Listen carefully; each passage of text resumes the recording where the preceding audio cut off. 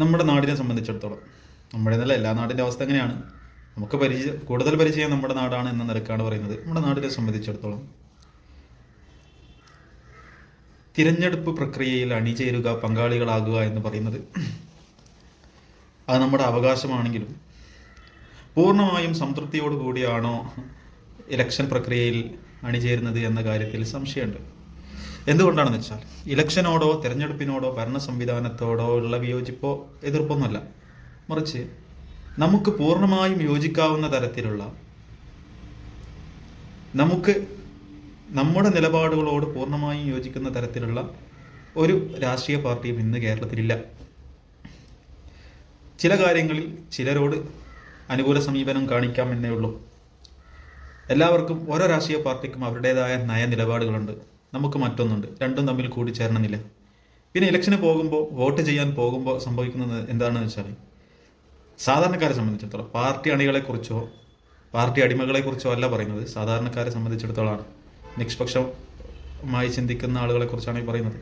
അവർ polling ബൂത്തിലേക്ക് ചെല്ലുന്ന സമയത്ത് അവരെ സംബന്ധിച്ചിടത്തോളം മറ്റൊരു വഴിയില്ല, തമ്മിൽ ഭേദം ഏതാന്ന് നോക്കിയിട്ട് ചെയ്യുക എന്നേ ഉള്ളൂ. പറഞ്ഞതിൻ്റെ അർത്ഥം അത്രയും മലീമസമാണ് യഥാർത്ഥത്തിൽ രാഷ്ട്രീയം. അതിന് രാഷ്ട്രീയത്തിൽ ചേരുക, കക്ഷി രാഷ്ട്രീയത്തിൽ അംഗമാവുക എന്ന് പറഞ്ഞാൽ തന്നെ അതൊരു വലിയ അതിന് ഒരു മോശമായിട്ട് തോന്നുന്ന ചില സന്ദർഭങ്ങളുണ്ട്. ഉദാഹരണത്തിന്, ഏത് രാഷ്ട്രീയ പാർട്ടിയിലാണോ അംഗമാവുന്നത് അവർ ചെയ്യുന്ന എല്ലാ നെറുകേടുകൾക്കും കൂട്ടുനിൽക്കണം, അതിനെ ന്യായീകരിക്കണം. നല്ലത് ചെയ്തിട്ടുണ്ടെങ്കിൽ കൂട്ടുനിൽക്കുന്ന കാര്യം ഉറപ്പാണ്. അതുപോലെ തന്നെ ആ പാർട്ടി ചെയ്യുന്ന ഏറ്റവും മോശമായ പ്രവർത്തികൾ, അതിലെ നേതാക്കന്മാരുടെ എല്ലാവിധ അനുചിതമായ പ്രവർത്തനങ്ങൾക്കും എന്ത് ചെയ്യണം, ഈ അണികൾ എന്ന് പറഞ്ഞ് നടക്കുന്ന ആളുകൾ കൊടി പിടിക്കണം, അതിന് മുദ്രാവാക്യം വിളിക്കണം, അവർക്ക് വേണ്ടി ന്യായീകരിക്കണം. അങ്ങനെ നോക്കുമ്പോൾ ഇത്രത്തോളം മോശപ്പെട്ട മറ്റൊരു സംവിധാനം എന്താ ഉള്ളത്?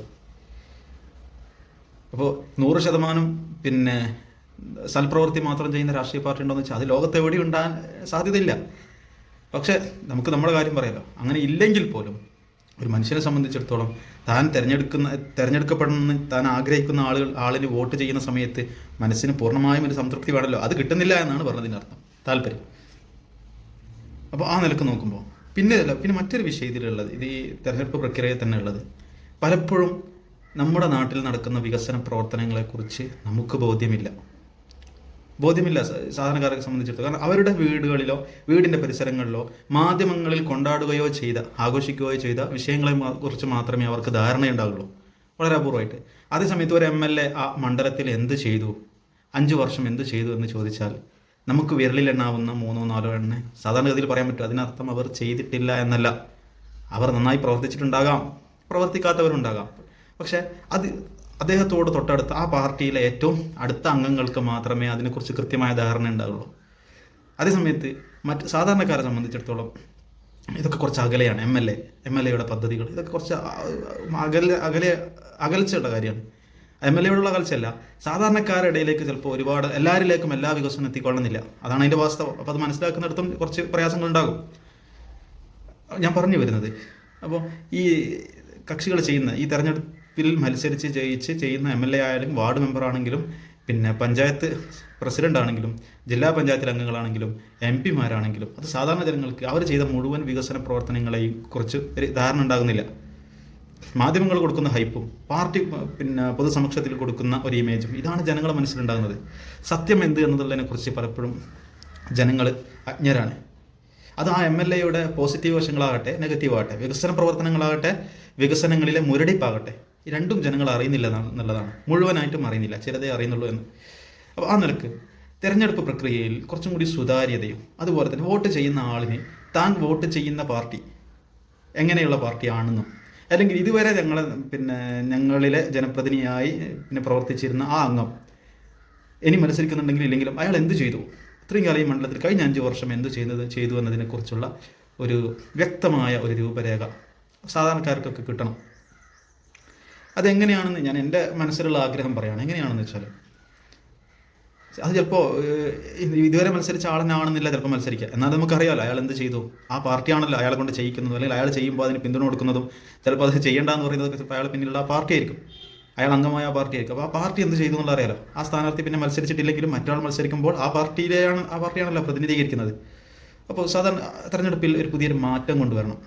അതായത് എന്ത് ചെയ്തു എന്നുള്ളതിനെക്കുറിച്ച് എല്ലാവരും പഞ്ചായത്ത് തലം മുതൽ പാർലമെൻറ്റ് തലം വരെയുള്ള അംഗങ്ങൾ, ജനപ്രതിനിധികൾ ഒരു പ്രോഗ്രസ്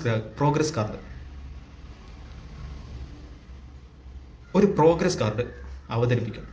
അത് നിർബന്ധമായിട്ട് ചെയ്യണം. അതിൽ സത്യം മാത്രമേ ബോധിപ്പിക്കുന്നുള്ളൂ എന്നത് ഉറപ്പാക്കണം. ഗവൺമെൻറ് തലത്തിൽ ഉറപ്പാക്കണം. കള്ളം ബോധ്യപ്പെടുത്തരുത്. ഉദാഹരണം പറയാൻ പറ്റി എങ്ങനെയാണെന്ന് വെച്ചാൽ, ഇപ്പോൾ വിവരാവകാശ നിയമപ്രകാരം ഒരു അപേക്ഷ കൊടുത്താൽ തിരിച്ചു കിട്ടുന്ന മറുപടി സത്യസന്ധമായിരിക്കണം. അത് നിയമം. കള്ളം പറഞ്ഞാൽ അയാൾക്കെതിരെ ആക്ഷൻ ഉണ്ടാവും എന്നതുപോലെ ഈ പ്രോഗ്രസ് കാർഡിൽ കൊടുക്കുന്ന കാര്യങ്ങൾ 5 വർഷം എന്ത് ചെയ്തു എന്ന് പറഞ്ഞുകൊണ്ട് കൊടുക്കുന്ന കാര്യങ്ങൾ വളരെ സത്യസന്ധമായിരിക്കണം. പഞ്ചായത്ത് തലം മുതൽ MP വരെ എന്ന് പറഞ്ഞ ഉദ്ദേശിച്ചതിൻ്റെ അർത്ഥം പഞ്ചായത്ത് വാർഡ് മെമ്പർ മുതൽ അതുണ്ടാകണം. എന്നിട്ട് ആ പ്രോഗ്രസ് കാർഡ് ജനങ്ങളിലേക്ക് എത്തണം. അത് ഓൺലൈനായിട്ടാണെങ്കിലും അല്ലെങ്കിലും ആർക്കും എപ്പോൾ വേണമെങ്കിലും നോക്കാൻ പറ്റണം. അതിങ്ങനെ അല്ലെങ്കിൽ ഒരു വർഷാവസാനം ഇറക്കണമെന്നൊന്നുമില്ല. അല്ലെങ്കിൽ 5 വർഷം പൂർത്തിയാവുന്ന സമയത്ത് ഇറക്കിയിട്ടില്ലെങ്കിലും ഇറക്കണമെന്നില്ല. ആ രൂപത്തിലല്ലെങ്കിലും പിന്നെ അങ്ങനെ ഒരു പ്ലാറ്റ്ഫോം ഉണ്ടാക്കി അതിലിങ്ങനെ അപ്ഡേറ്റ് ചെയ്തുകൊണ്ടിരിക്കണം. ഈ മെമ്പർമാർ പ്രവർത്തിക്കുന്ന കാര്യങ്ങൾ, അവർക്ക് കിട്ടിയ അപേക്ഷകൾ എന്തൊക്കെ, ആ അപേക്ഷകളിൽ മേൽ സ്വീകരിച്ച നടപടികൾ എന്തൊക്കെ, വികസന പ്രവർത്തനങ്ങൾ, പുതിയ പദ്ധതികൾ എന്തൊക്കെ, അതിനുള്ള മറ്റ് ഘടകങ്ങൾ എന്തൊക്കെ, കാര്യങ്ങൾ എന്തൊക്കെയാണെന്നുള്ളത് അറിയാനുള്ള ഒരു വഴി. അത് ഓൺലൈനാകുമ്പോൾ കുറച്ചും കൂടി സൗകര്യമാകും. അവർക്ക് എപ്പോൾ വേണമെങ്കിലും നോക്കാം എന്ന തരത്തിൽ അങ്ങനെ ഒന്ന് കൊണ്ടുവന്നാൽ തങ്ങളുടെ ജനപ്രതിനിധിയെക്കുറിച്ചുള്ള കൃത്യമായ ഒരു ധാരണ, ഒരു ബോധ്യം സാധാരണക്കാരായ ജനങ്ങളെ സംബന്ധിച്ചിടത്തോളം ഉണ്ടാവും. അതുകൊണ്ടുള്ള മെച്ചം എന്താണെന്ന് വെച്ചാൽ, ലാഭം എന്താണെന്ന് വെച്ചാൽ, പാർട്ടി അണികൾ, പാർട്ടി അടിമകൾ, അതുപോലെ തന്നെ മാധ്യമങ്ങൾ, ഇവർ രണ്ടുപേരും അതുപോലെ തന്നെ PR ഏജൻസികൾ, ഈ 3 പേര് ഇവരുണ്ടാക്കിയെടുക്കുന്ന, കൃത്രിമമായി ഉണ്ടാക്കിയെടുക്കുന്ന ഇമേജുകളെ നമുക്ക് മനസ്സിലാക്കിയെടുക്കാൻ സാധിക്കും. ഇല്ലാത്ത കാലത്തോളം മാധ്യമങ്ങളെയും ഇത്തരം PR ഏജൻസികളെയും വിശ്വസിച്ച് വോട്ട് ചെയ്യേണ്ട അവസ്ഥയാണ്. അവർ അവരുടെ താല്പര്യങ്ങൾക്കനുസരിച്ച് ആ രാഷ്ട്രീയ പാർട്ടിയെയും ജനപ്രതിനിധിയെയും അവതരിപ്പിക്കും. അതിൽ നിന്ന് മാറി സ്വന്തമായി സ്ഥാനാർത്ഥിയെക്കുറിച്ചിട്ടുള്ള അല്ലെങ്കിൽ സ്ഥാനാർത്ഥി പ്രതിനിധീകരിക്കുന്ന രാഷ്ട്രീയ പാർട്ടിയെക്കുറിച്ചിട്ടുള്ള ഒരു ധാരണ ജനങ്ങൾക്ക് കിട്ടും. അതാണ് അതിൻ്റെ ഏറ്റവും വലിയ മെച്ചം. അങ്ങനെയാകുമ്പോൾ ഞാൻ നേരത്തെ ഫസ്റ്റ് പറഞ്ഞതുപോലെ 100% നല്ല പാർട്ടി ഇല്ലെങ്കിലും തമ്മിൽ ഭേദം നോക്കിയിട്ടാണല്ലോ പൊതുവെ വോട്ട് ചെയ്യുന്നത്. ആ തമ്മിൽ ഭേദം നോക്കുമ്പോൾ കുറച്ചുകൂടി കൃത്യതയോടുകൂടി വോട്ട് ചെയ്യാൻ പറ്റും. ഞാനിത് പറയുന്ന സമയത്ത് ചിലപ്പോൾ ചിന്തിക്കുന്നുണ്ടാവും, അതായത് ഈ കാലത്ത് സോഷ്യൽ മീഡിയ ഒക്കെ ഉള്ള സമയത്ത് എങ്ങനെ അറിയാതെ പോകുക വികസന പ്രവർത്തികൾ എന്നൊക്കെ ചിലപ്പോൾ ചിന്തിക്കുന്നുണ്ടാവും. ഇതൊക്കെ എല്ലാവരും അറിയുന്നതല്ലേ, എല്ലാം അറിയണമെന്നൊന്നുമില്ല. ഉദാഹരണത്തിന് പറയാം, ഞാൻ പ്രതിനിധീകരിക്കുന്ന കൽപ്പറ്റ നിയോജക മണ്ഡലത്തിലാണ്. നന്നായി പ്രവർത്തിക്കുന്നുണ്ട് ടി സിദ്ദീഖ്. പക്ഷേ ടി സിദ്ദീഖ് പ്രവർത്തിക്കുന്നുണ്ട് എന്നുള്ള ഞാൻ അറിഞ്ഞത് വെച്ചിട്ടാണ്, ഞാൻ അറിഞ്ഞ ചില കാര്യങ്ങൾ വെച്ചിട്ടാണ് ഞാൻ പറയുന്നത്. പക്ഷേ സിദ്ദീഖ് ചെയ്ത എല്ലാ പ്രവർത്തനങ്ങളെ കുറിച്ചും എനിക്ക് അറിയില്ല. അപ്പോൾ സിദ്ദീഖ് നന്നായി പ്രവർത്തിക്കുന്നുണ്ട് എന്ന് പറയാനുള്ള കാരണം അയാളെക്കുറിച്ചൊരു മോശം കാര്യം എനിക്ക് അറിയില്ല. അതുകൊണ്ട് നല്ലതാണെന്ന് പറഞ്ഞാൽ ഞാൻ അല്ലാതെ സിദ്ദീഖിനെ കുറിച്ച് പഠിച്ചു പറഞ്ഞതല്ല കേട്ടോ. ഏതായാലും അപ്പോൾ കൽപ്പറ്റയുടെ എല്ലാ ഭാഗങ്ങളിലും വികസനം നടക്കുന്നുണ്ടെങ്കിൽ അത് ഞാൻ അറിയുന്നില്ല. എന്നെ സംബന്ധിച്ചിടത്തോളം എൻ്റെ ചുറ്റുവട്ടത്ത്, അതുപോലെ തന്നെ ഞാൻ കാണുന്ന മാധ്യമങ്ങളിൽ വരുന്നത്, കോൺഗ്രസ് പ്രവർത്തകർ പ്രചരിപ്പിക്കുന്നത് ഇത് മാത്രമേ ഞാൻ അറിയുന്നുള്ളൂ. വികസനത്തെക്കുറിച്ചിട്ടുള്ളതോ വികസന മുരടിപ്പിനെ കുറിച്ചിട്ടുള്ളതോ കൃത്യതയുള്ള വിവരങ്ങൾ ശരിക്ക് ഒരു സാധാരണക്കാരെ സംബന്ധിച്ചിടത്തോളം ലഭിക്കുന്നുണ്ടെന്ന് ഞാൻ വിശ്വസിക്കുന്നില്ല. ഞാൻ ഈ പറഞ്ഞതിൽ എവിടെയെങ്കിലും ഇത്തരത്തിലുള്ള പ്രോഗ്രസ് കാർഡുകൾ നിലവിൽ അവതരിപ്പിക്കുന്നുണ്ട് എന്ന് ആർക്കെങ്കിലും അറിയെങ്കിൽ ഇതിൽ അറിയിക്കണം. എൻ്റെ അറിവിൽ അങ്ങനെയില്ല, അതുകൊണ്ടാണ് ഞാൻ അങ്ങനെ പറയുന്നത്. ചിലപ്പോൾ എൻ്റെ പോരായ്മയായിരിക്കാം. അങ്ങനെ പഞ്ചായത്ത് വാർഡ് തലം മുതൽ അങ്ങനെ അവതരിപ്പിച്ച് കഴിഞ്ഞിട്ടുണ്ടെങ്കിൽ പൊതുജനങ്ങളെ സംബന്ധിച്ചിടത്തോളം അത് കൂടുതൽ ഉപകാരപ്രദം എന്നുള്ള ഒരു വിശ്വാസം എനിക്കുണ്ട്. ഈ പ്രോഗ്രസ് കാർഡിൽ ഞാൻ നേരത്തെ പറഞ്ഞത് വേണ്ടത് ഇതാണ്. ഇപ്പോൾ ഉദാഹരണത്തിന് ഒരു MLA, അയാളുടെ ഒരു വെബ്സൈറ്റ് അല്ലെങ്കിൽ അതിൽ ആ MLAക്ക് കിട്ടുന്ന ഓരോ പരാതികളും അതിൽ രേഖപ്പെടുത്തുക. അപ്പോൾ ഓരോ പരാതികൾ രേഖപ്പെടുത്തി കഴിഞ്ഞിട്ട് അത് എത്ര ദിവസം കൊണ്ട് പരിഹരിക്കാൻ പറ്റിയതാണെന്നും അവിടെ ഉണ്ടാവണം. അത് പരിഹരിച്ചോ ഇല്ലേ, അതിൻ്റെ നിലവിലെ സ്റ്റാറ്റസ് എന്താണെന്ന് അറിയാൻ പറ്റണം. ഞാൻ MLA അടുത്ത് പോയിട്ട് എൻ്റെ നാട്ടിലൊരു റോഡ് പ്രശ്നമുണ്ട്, ആ റോഡ് നിങ്ങൾ എന്ത് ചെയ്യണം, പ്രശ്നം പരിഹരിച്ച് തരണം എന്ന് MLA പോയിട്ട് പറഞ്ഞാൽ ആ രേഖ അതിൽ വേണം. അത് പരിഹരിച്ചോ ഇല്ല, അതിൻ്റെ സ്റ്റാറ്റസ് എന്താണ്, അതിലുള്ള ഇടപെടലുകൾ എന്താണ്, ഏത് വിധത്തിലാണ് ഇടപെട്ടത് എന്നുള്ളതിൻ്റെ ഒരു കൃത്യമായ രേഖ അതിലുണ്ടെങ്കിൽ എന്നെ സംബന്ധിച്ചിടത്തോളം എനിക്കൊരു വിശ്വാസം, ഇത് പബ്ലിക്കായിട്ട് ജനങ്ങൾ അറിയുന്ന കാര്യമാണ്. അപ്പോൾ കൂടുതൽ ശ്രദ്ധ MLA ഈ വിഷയത്തിൽ ചെയ്യുന്നുള്ള ഒരു പ്രതീക്ഷ ഉണ്ടാവും. അല്ലാത്ത പക്ഷം ഇതിങ്ങനെ കൊടുക്കും, ചെയ്യുന്നുണ്ടെങ്കിൽ ചെയ്യും. അത് ഞാൻ മാത്രമേ അറിയുള്ളൂ, മറ്റൊരാൾ അറിയില്ല. അത് മറ്റൊരാൾ അറിയണമെന്നാണ് പറയുന്നത്. MLAയുടെ പ്രവൃത്തികൾ മറ്റൊരാൾ അറിയണം, എല്ലാവരും അറിയണം. അയാൾ നല്ല കാര്യങ്ങളാണ് ചെയ്തതെങ്കിൽ അത് അയാൾക്ക് ഗുണമായിട്ടും വരും. അയാൾ ഇക്കാര്യങ്ങളിലൊക്കെ താല്പര്യമില്ലാതെയാണ് പ്രവർത്തിച്ചതെങ്കിൽ അയാൾക്കത് ദോഷമായിട്ടും വരും. ദോഷമായിട്ട് വരുന്ന ഇലക്ഷനിൽ ദോഷമായിട്ട് വരും. അപ്പോൾ നമ്മുടെ ഈ തെരഞ്ഞെടുപ്പ് എന്ന മഹത്തായ പ്രക്രിയയിൽ കൂടുതൽ കൃത്യതയോടുകൂടി കുറച്ചുകൂടി സന്തോഷത്തോടുകൂടി പൊതുജനങ്ങൾക്ക് പങ്കാളികളാകാൻ ഇത്തരം പ്രവർത്തികൾ കൊണ്ട് സാധിക്കും എന്നാണ് ഞാൻ പറഞ്ഞതിനർത്ഥം. ഇതിന് ഞാൻ തുടക്കത്തിൽ പറഞ്ഞ എൻ്റെ ചില വാക്കുകൾ എടുത്തിട്ട് ഇവിടെയുള്ള എല്ലാ രാഷ്ട്രീയക്കാരും വികസന മുരടിപ്പിൻ്റെ ആളുകളാണെന്നോ അല്ലെങ്കിൽ ചില രാഷ്ട്രീയക്കാർ മഷാണെന്നോ അങ്ങനെയൊന്നും അഭിപ്രായമില്ല.